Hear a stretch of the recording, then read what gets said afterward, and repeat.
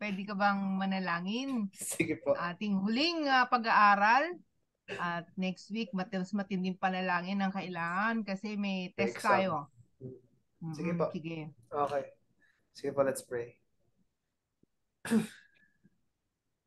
Yes, Lord, we just want to thank you, God, for tonight na makapagsama-sama kami to learn more about the Bible, yung sa Old Testament. I pray, Father, na gabayan mo po kami. Gamitin niyo nga po si BB to speak, Lord God, what you want us to know and learn.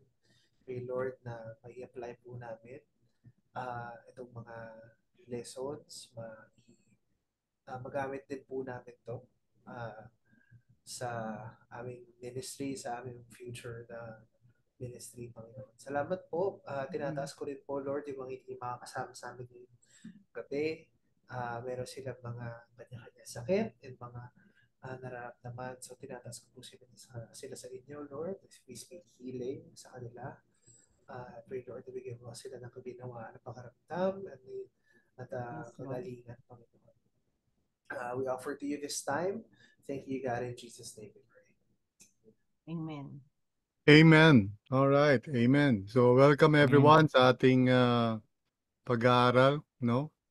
And sige, tayo po ay mag-aaral tungkol sa minor prophets. Okay? Yung minor prophets, hindi ibig sabihin na minor lang sila.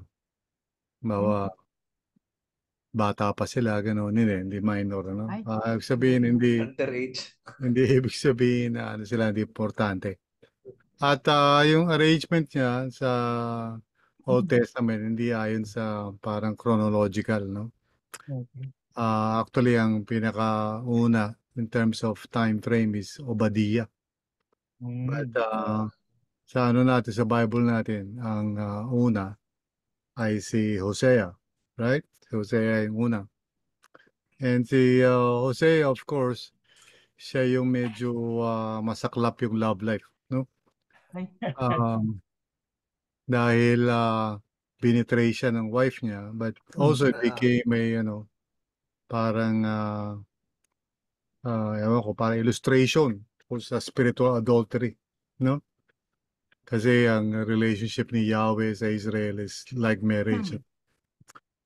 Kaya yung life story ni Hosea was at the same time parang a prophecy kung paano, kasi si Hosea medyo, no? Matindi rin ang ano nito commitment, no? Kasi kahit na in spite of na nagawa sa kanya ng wife niya, tinanggap pa rin niya. Just to illustrate na ganun din si Lord, no? Hindi niya totally ni-reject ang Israel. So anyway, so may mga, ang ministry niya is mostly dun sa northern part, no? Sa Israel mismo, hindi dun sa southern part. As you well know, nahati na yung Israel, sa dalawa, yung Israel tapos yung Judah. And yung Israel, of course, capital nun, Samaria. And sa Judah naman, Jerusalem. So, nahati sila sa dalawa. So, itong si Hosea ay mainly ministry dun sa taas, sa northern part. Around 755, 710 BC.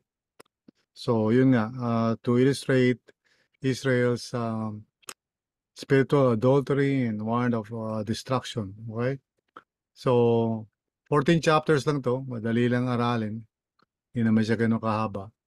But basically, yung nga, yung storya ng love life niya is compared sa storya ng relationship ng Israel with the Lord. Key verse nito is nasa Hosea 4:6, no? Because you have rejected knowledge, I also reject you as my priest. Because you have ignored the law of your God, I also will ignore your children, no? So of course that's a warning, no? Pero meron ding may mga verses din diyan sa Hosea of God's grace. So hindi lang naman judgment. Meron ding grace diyan. Meron ba kayo naalala sa pinanood nyo that made it strike you, no? Sa Book of Hosea? Meron ba kayong ano doon? Insight? Anyone? There's a Bible Project.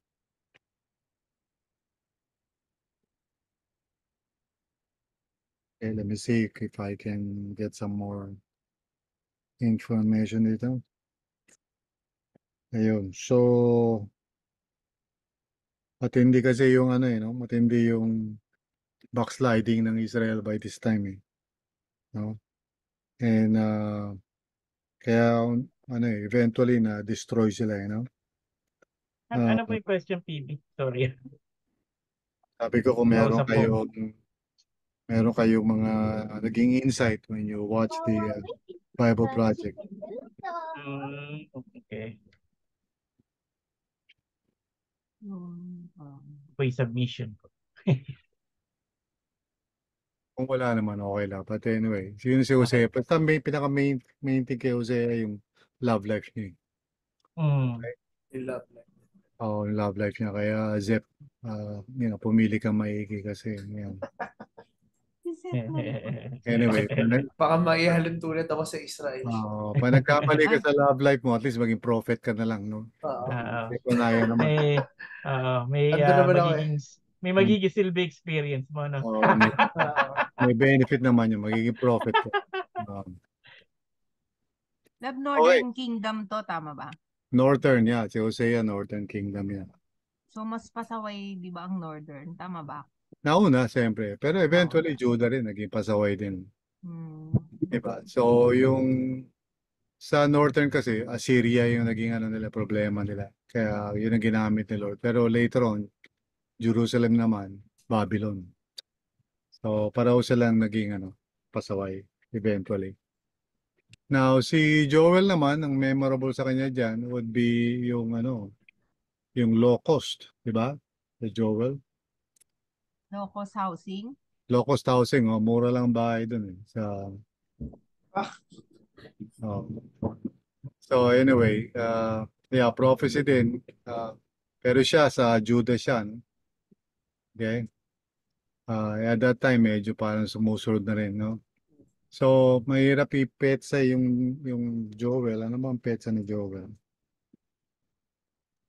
I don't think we know when. Wala masyado no? Hindi masyado mag-guess yung Anyway, hindi alam yung date. So, yun, yung locust nga, yun yung pinaka-striking dyan. Nung araw kasi pag umatake yung locust, talagang, kumbaga, kasi agricultural lang di ba? Ang Israel So, pag, pag nagkaroon sila ng ganyan experience, malaking devastation. Economic devastation yan. Kumbaga, ganun kalupit yan. Mawawala lahat yung mga tanim nila. So, which is of course, again, parang an occasion for prophesying or warning Judah na, magkakaroon ng ganong klaseng judgment sa kanila para katulad sa locust. So, parang, from a para katulad kay Hosea, from a physical experience, yung love life niya, di ba? Tapos transpose into yung judgment ni Lord sa Israel.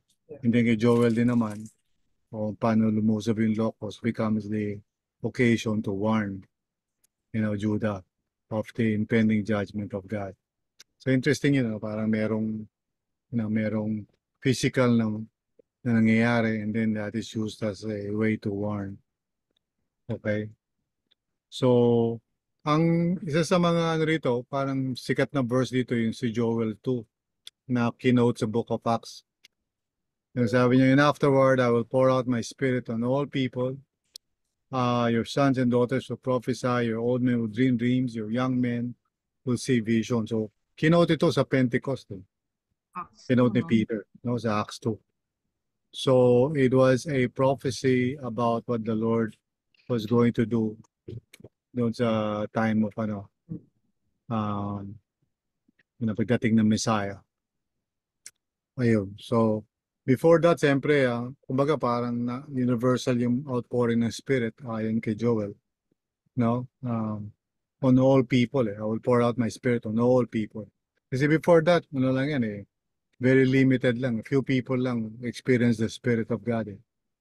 mga special people lang, hindi all people. So it was parang an amazing prophecy considering na, you know, sa isip sa theology ng mga tao noon, the Lord does not, or will not give His Spirit to everyone unless talagang you're somebody special.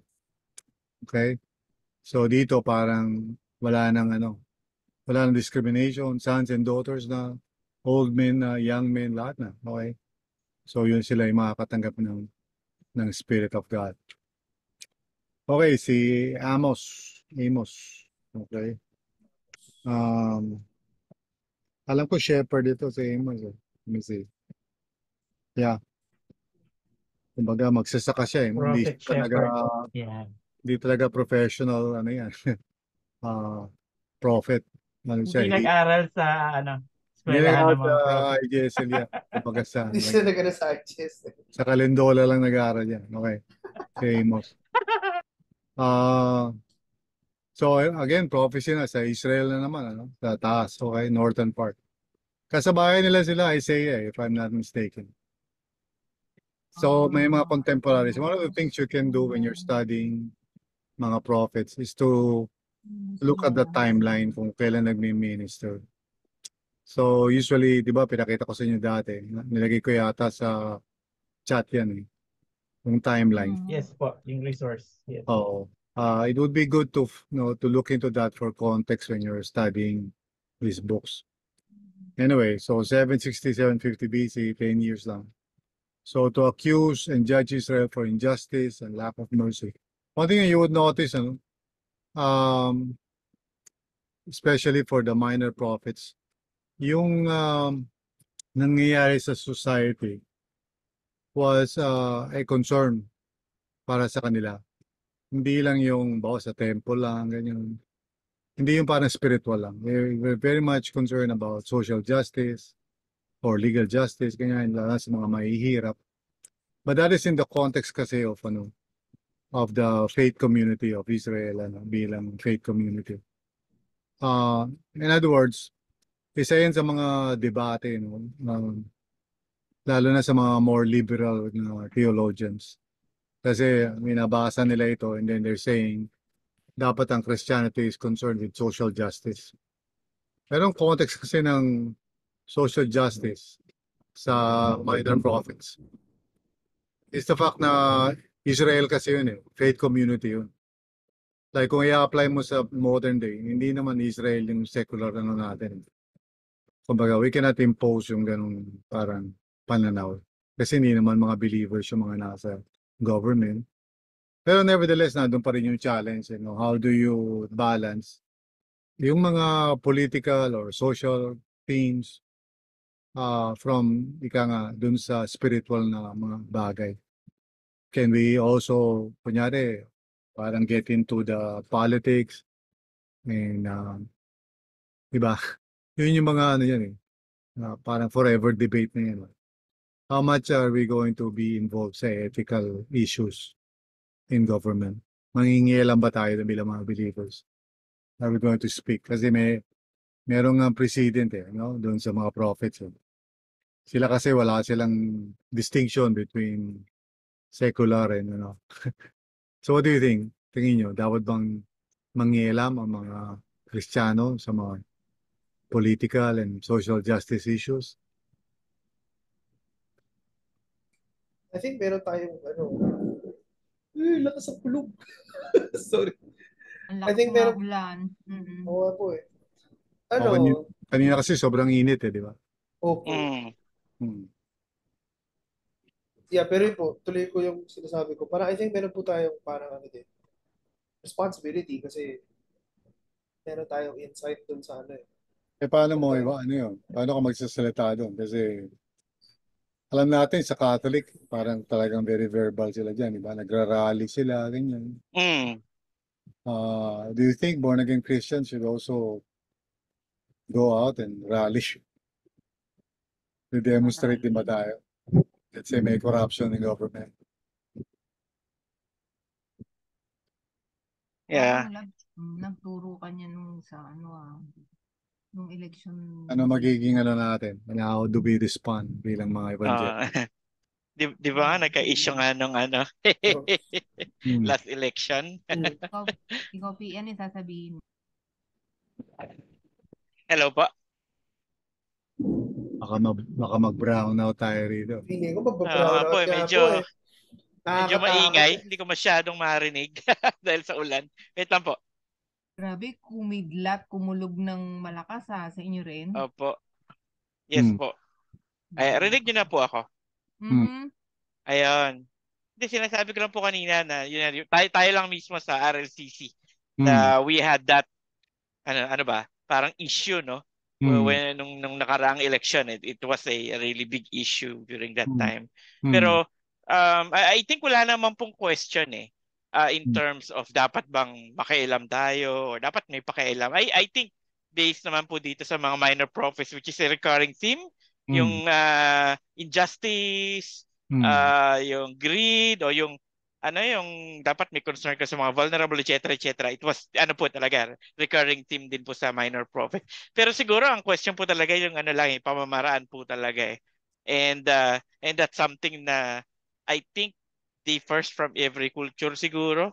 Pero wala ata talagang madaling sagot. Ewan ko po, no? Pero I think whatever is the pamamaraan, kumbaga, yung puso of really na dapat may pakailam ka should be there. Kasi si Lord ganun. So, Kaya yan po yung meron aking ano dyan. kaya meron liberation theology sa Mm, South America. Meron liberation theology. Parang kino-question nila yung evangelicals na concerned lang sa mga spiritual matters. yeah. Hindi nakikialam. Oo. Mm, But then again, on the other hand, siyempre, meron ding parang problem yung liberation theology kasi ang salvation is more of parang justice for the poor, ganyan. Wala na talaga yung salvation the way oo. we might understand it, no? More of interpreted in terms of practical Mm, Saka uh, po, parang just I would always hear coming from sa inyo po nila na everything is spiritual in nature. So I think meron tayong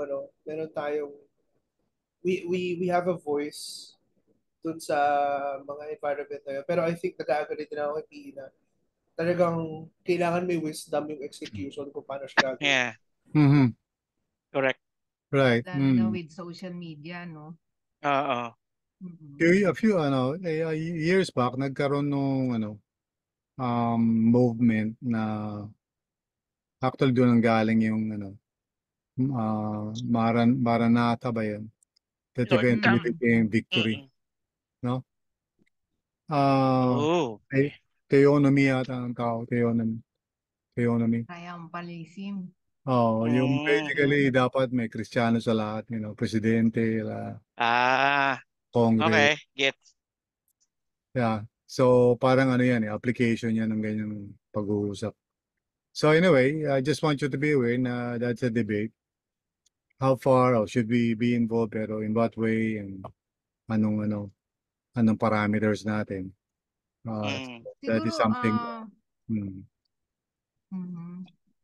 Siguro may mga hindi sa mo na iba-iba ang vocational calling, no? May mga tinatawag talaga si Lord sa ganyang larangan, no? And I praise God kung matino yung pumunta diyan sa ganyang larangan, which for example sila Vico Soto, yung mga ganyan, yung talaga magandang ehemplo.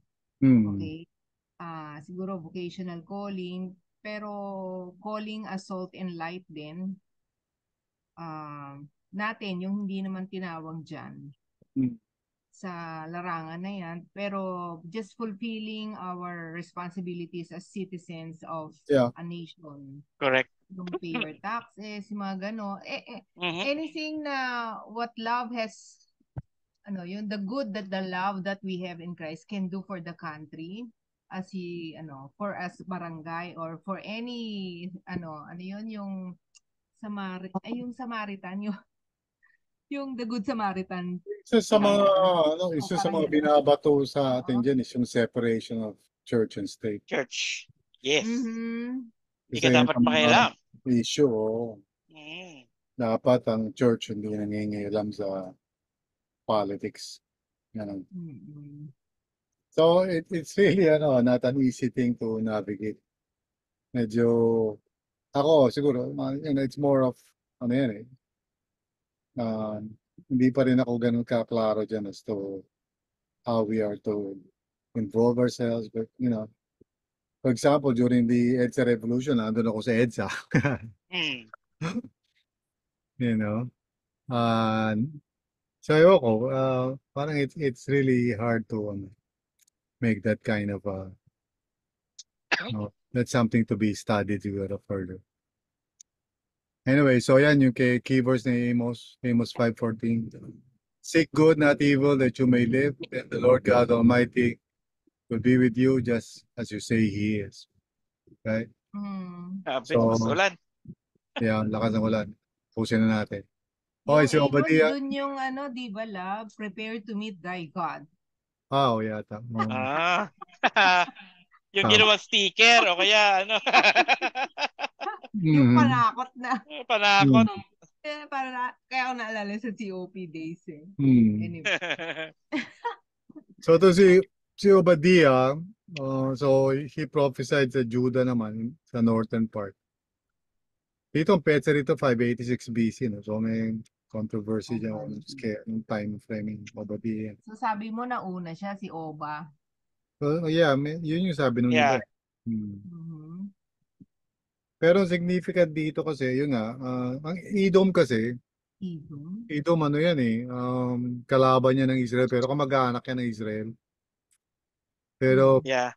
pero very prideful kasi sila dahil yung location nila very impregnable yan eh. Ano Pero yung sa eventually, lineage ni ano po? Nino? Kaninong lineage na po? Esau. Esau. Esau. Kamag-anak yan. But eventually, isa sa mga descendant niya, si Herod eh. Yung kakamag si Herod eh. Right? Talaga po. Hindi ko alam. Herod the Great. Galing sa Edom yan. Pero presently, isa sa mga tourist spot eh, yung dating Edom, yung parang meron silang binil doon na nasa bundok mismo yung ewan ko nakakita nyo na yun. Yung Petra, Petra. Ano po ba ang modern name niya ng Edom? Nasaan siya? Si Edom, alam ko kasi wala na yun eh. Petra na ngayon yun. Petra. So wala na rin. Sa Greece? Pero saan Pero, po siya? ewan ko kung nakikita niyo yung picture ng parang minsan pag may nagpupunta sa Holy Land, meron mga picture yung parang nasa wall ng bundok tapos parang temple ang itsura niya. Petra yun eh. Sikat yun. Yung parang naka-sculpture sa wall ay sa bundok mismo. Parang yung temple kinarve nila sa loob ng bundok. Parang gano'n. I see. Parang yung bundok mismo yung temple. Ganun po. Kinarve nila. Marami nagpipicture-picture doon. Ayun. Ewan ko nagpunta dyan. Yan ba yung yung Apandis Rock? Well, yung Petra? Petros? Pero Petra is rock. Pero, nakita ko yung picture. May picture yan eh. Rock Fortress. Ganda. Petra. Yeah. Maybe punta tayo dyan balang araw. Bukas na lang gabi na. Sabi ni Google ang Edom daw modern Jordan ngayon. Ganun ba? So nasa Jordan. Okay. Sabi ni Google. Okay. Sino to?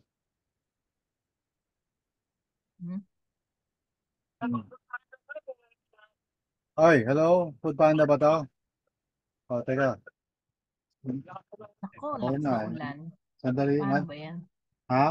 Meron akong sasakyan may sasakyan ako na Hilux, kulay brown. Kulay itim ang gate ko. Golden brown. Brown yan. Brown. May katabing Kia Pride. Kulay black ang gate. Nakikita mo? 03. Lalabas ako, may payong lalabas ako. Galing.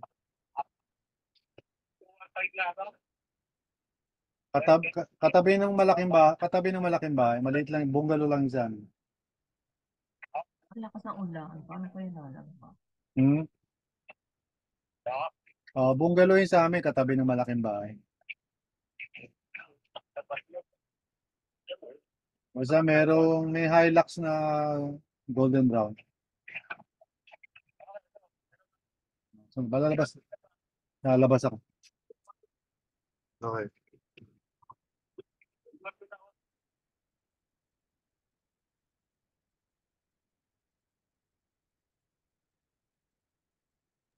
Ano po ba in order ni Pasta? Hindi ko alam. Hindi. Kasi ako nakaluto dahil nag-meeting ako sa KH14. Kasama ko nga nanay mo eh. Ay, okay po. Pero online siya habang nagmi-meeting. So kasama rin siya. Dito kami nila Tita Ging eh. Dito sa bahay. Buti Okay po. nga nakauwi na sila eh. Bago umulan.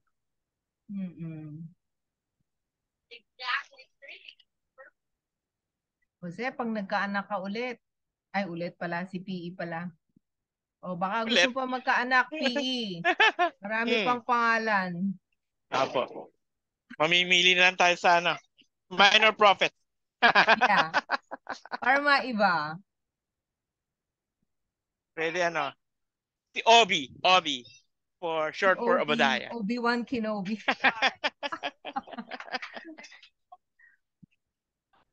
At least po, meron tayong kasama rito na pinangalan sa minor prophet. Ay, sikat yan. Favorite ko yung verse sa Aklat ni Zep.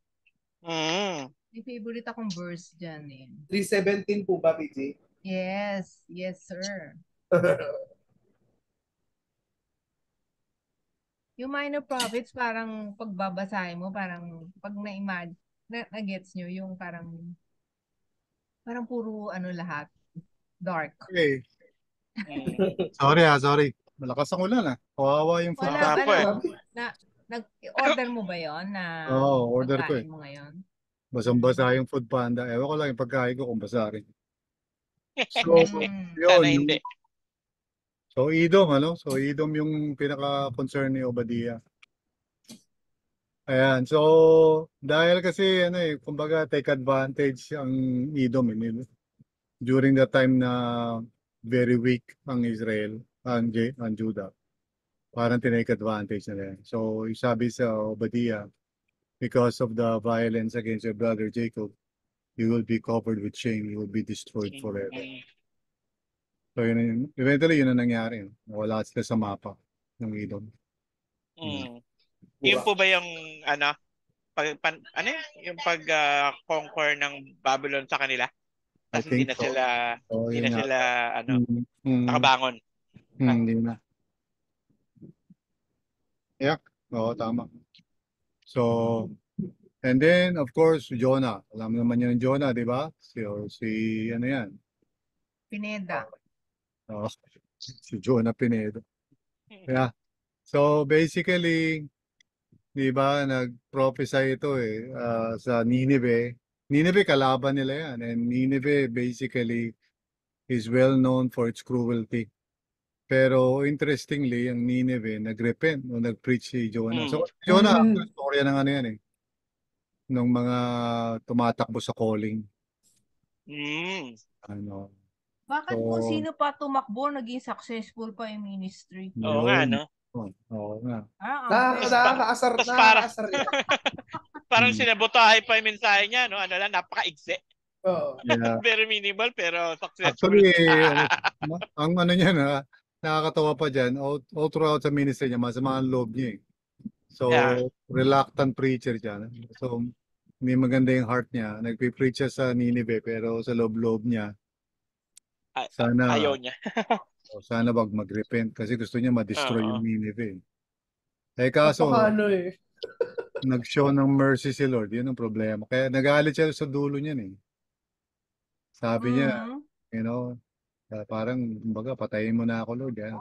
Patayin mo na lang ako. Weird. Lord. Parang di ba yung naawa pa siya sa halaman kaysa doon sa tao? Yun sa dulo yan. Sa dulo ng story yan.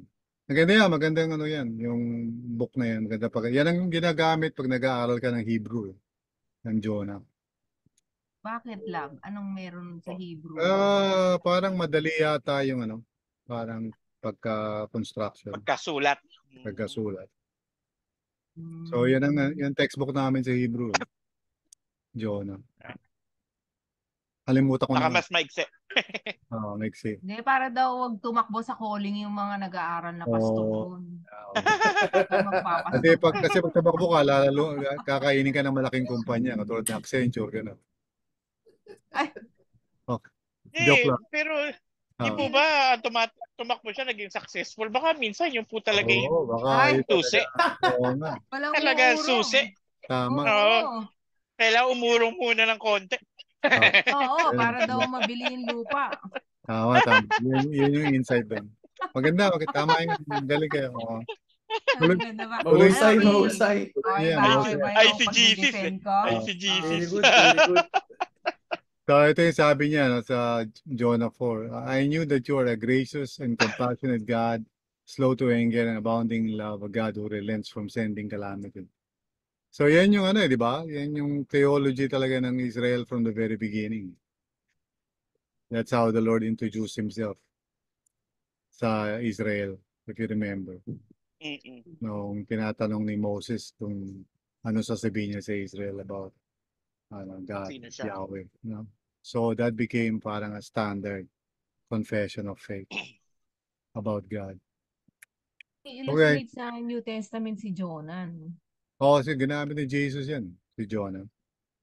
Kaya ano niya, kinumpare niya sa kanyang yung mangyayari sa kanya na he would he would die and be buried on the third day he would rise again. So parang yun yung application nun. Greater than Jonah is here. So parang people should repent just as parang Nineveh repented sa preaching ni Jonah. Also in the case of Jesus, dapat people should also repent. Okay, Micah. So si Micah naman, well, parehas din naman yung prophecy and judgment, but he ministered to Israel and Judah. So dalawa siya, no? Ambivert. Ambivert. Okay, to warn people of judgment and to offer hope. So, very similar din. Basically, yung contents. Yung mga minor prophets niya, madali lang basahin yan. No? Although, minsan parang repetitive, paulit-ulit. Mm-mm. So, Oo dun nga. Bakit sa ganun? Ay, Micah 6:8, Micah 6, maganda siguro yung series yan, ano? Parang bawat minor prophet, no? Isang sermon. Ano ang pinaka-makukuha mo, pinaka-main so, theme. isang preaching lang, ganun. Siguro, parang ganun. Ewan ko Kada lang. book. Depende. Sa akin na po yung Obadiah. Pwede. Wow. Kasi Bakit gusto maiksi mo si lang po. Oba? Kasi maiksi lang po. 22 verse. Tama ba? Ako si Malakay, tapos emphasize ko tithing. Tithing. Pwede rin.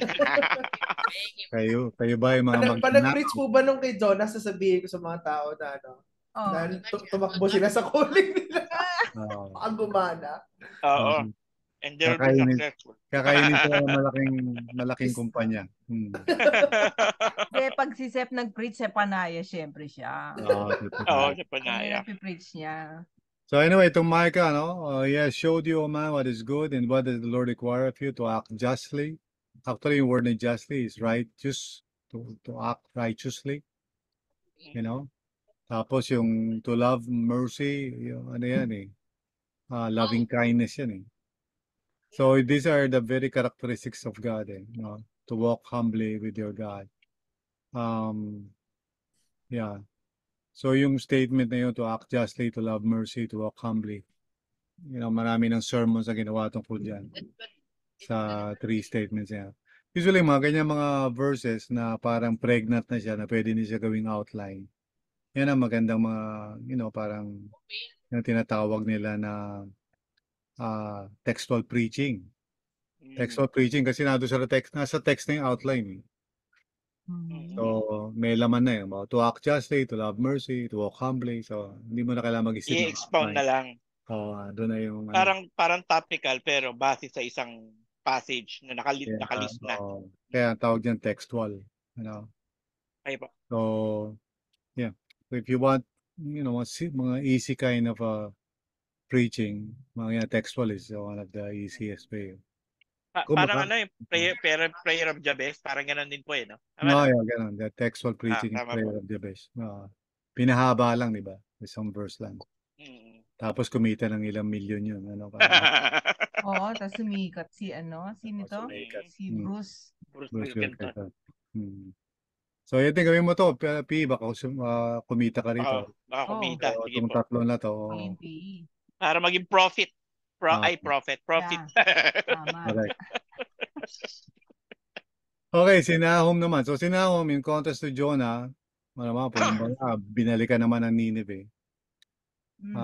So, negative naman kasi bagamat nag-repent ang Nineveh, pansamantala lang. Eventually, they became Nag-last. to their God. So, yan. Judgment, hope for Judah, Nineveh's destruction. Yan. So, parang ano yan sandwich. Basahin mo yung Jonah and then basahin mo yung Nahum. Yung makikita mo yung ano. Di sasabihin ni Jonah, tama naman pala ako eh. Oo nga. Oo. Hindi lang nag-antay to si John eh. Kaya, Nainipin eh. na busy sa paggawa ng website. So, si Nahum 1:7, the Lord is good, a refuge in times of trouble. He cares for those who trust in Him. Yan, mga key verses. Maraming mga key verses sa mga minor prophets eh. Matatagpuan mo yung mga gems eh. No? Ganda basahin Total may igsi lang. Tagal na ako din nagbabasa ng mga minor prophets. Mm-mm. Okay, si Habakkuk, ito, mahilig sa carbs ito. Hate nito Pepsi. Oo. Mukhang gusto. Siguro mataba rin to kasi Habakkuk. Habakkuk. Yan. So, prophecy rin sa Judah. So, to affirm that the wicked will not prevail and to remind Judah that God is in control. Similar theme yan. So, actually, yung problema ni Habakkuk, kung di ako nagkakamali, was yung kasi sinabi sa kanya ni Lord na gagamitin niya yung Babylon eh. So, to destroy Judah. So, para naging question kay Habakkuk yan, bakit gagawin ni Lord yun eh? Wicked yung nation. Mas worse pa. Yeah. Ang alam ko, yan, sabi dito Habakkuk 3:18, pero ang alam ko chapter 2 yung the righteous shall live by faith. Yun ang alam kong kilala. Yes. You know? Yet I will rejoice in the Lord, I will be joyful in God, my Savior. Diba chapter 2 yata yun, di ba? Yung, but the righteous shall live by faith. Na kinote ni Paul sa Book of Romans. Ayan na, yung libro ni Zep. Yan. Zephaniah. So, yun. So gusto ko yung sinabi niya na parang very, very, yung mga illustrations. Very, punto ako, pang artist. Artist. Ito nga, picture and drawing. Parang mukhang artistic to. Oo. Parang may dinidescribe siya, di ba, na parang Great day of gloom na the day of Lord. Oo. Parang game, yung picture parang game. Na-imagine ko sila Zep, saka sila Jeric, saka sila JD. Yan. Try mo na. No, man. Run. Okay. Parang ganun. Minsan pag pinapakinggan ko yung usapan nila, passionate sila sa labanan. Tapos pagpatayan na, parang ganun lang. Patay mo na. Parang minsan na yung heart ko, sabi ko, parang trivial yata yung pagpatay. Parang, okay. Masama naman po yung hindi ba kayo nag-guilty na pumapatay kayo ng mga tao? Judgment on Judah, judgment on the nation, promise of restoration. Okay, so Zephaniah 1:14, the great day of the Lord is near and coming quickly. Listen, the cry on the day of the Lord will be bitter, the shouting of the warrior there. Parang hindi yan yung favorite for the verse prophets kasi they see the coming of the Lord as parang one event, the day of the Lord. Here are some results. Yeah. Hindi nila nakikita. Kaya when Jesus was proclaiming it, siyempre nako-confuse sila kasi they were expecting na God will bring judgment na to Rome, ganyan-ganyan. Yeah. So, Parang hindi one big event. one big event eh. So, hindi nila nakita yung parang merong time frame. Okay. Although yung we're living in the last days, pero mahaba yan. No? Hindi lang days. Siyempre na. Okay, so si Haggai, Zechariah, Malakay, lahat sila may kinalaman. So after the exile, may kinalaman lahat sa building program. So, especially yung Haggai, parang may kinalaman sa priorities din. Kasi yung mga tao parang they're building their homes at pinabayaan nila yung Project Oo nga. Open Door. Yun. Ayaw donate, you know. So, Yung POD pinabayaan. pinabayaan yung POD, gano'n. So kailangan po natin mag-preach sa Hagay. Oo. Sige. PE, ikaw mag-preach. Para matuloy Hagay. yung ano. So, rebuilding the temple, yan. Pero, because of their, pagtulong-tulong nila, di ba? Panahon nila ni Nehemiah, Ezra, eventually ano yun. Kaya lang, hindi kasing ganda ng di ba? Nung time ni Solomon. So, this is what I covenanted with you when you came out of Egypt, and my spirit remains among you. Do not fear. Ano mga famous sa Haggai? Meron famous sa Haggai na verse. Yung the glory of Yeah, the present house is greater than the former. correct. Parang ganun yung mga dati ko na. Pero he's talking more of di ba? Yung parang the new spiritual temple in the future. Yata. Final prophets din. And then siyempre Zechariah, Zech. Okay. So pag nagkaanak si Zechariah yung Pag nanganak si Zech. Oo, tama. Yung pangalawa, Malakay. Mal. Pangalan niya Mal. Mal, halika dito, Mal. Okay. Give hope to the remnant. Okay, kasi di ba, yan na yung ano na yun after the exile So, kumbaga malaki na yung sinuffer nila. And that's why it's looking forward to the coming of the Messiah. Yung mga visions nila. So, Zechariah 9:9, rejoice greatly, O daughter of Zion, shout, daughter of Jerusalem, see your king comes to you, righteous and having salvation, gentle and riding on a donkey, on a colt, the fowl of a donkey. Remember that? Nung pumasok si Jesus sa Jerusalem, no? He was riding a donkey, no? To fulfill this particular verse. Interesting, okay? So, yung pagdating ng Messiah was not going to be usually ka nakasakay sa horse, di ba? It's riding on a donkey. Parang meek and humble. No? And then, of course, Malachi. Ayan. Malachi? Malachi? So, examine Judah's actions and make sure God is priority. So, ito sa Malachi, o anong pronunciation yan, andyan yung mga problema sa divorce, yung mga problema sa giving, sa tithing, yung paglilingkod sa Panginoon parang not worth it. You know? Feeling ng mga tao nagsuserve parang walang advantage serving the Lord. Yeah. So, yun yung pinaka yan. But for you who revere my name, the Son of Righteousness will rise with healing in its wings. So, yan yung encouragement sa mga nagsuserve kay Lord. Sa Malachi 4:2. Although, paborito ng mga tao dyan, yung Malachi 3:10, di ba? Oo nga. Oo. Sep, ano yung sinabi sa Malachi 3:10?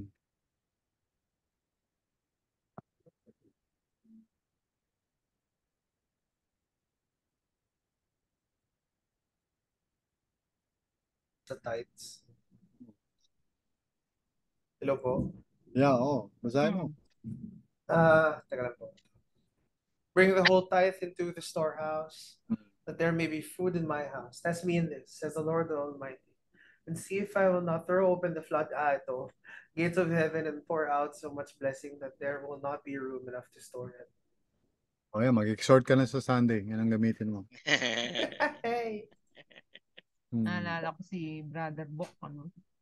Naalala mo ba si Brother Bok? Yung matanda, senior citizen, nag-exhort sa giving. Ginamit yung na yan. Malakay 3. Tapos sinabi niyang gano'n. Kasi sa verse 9, di ba? You are robbing. Yeah.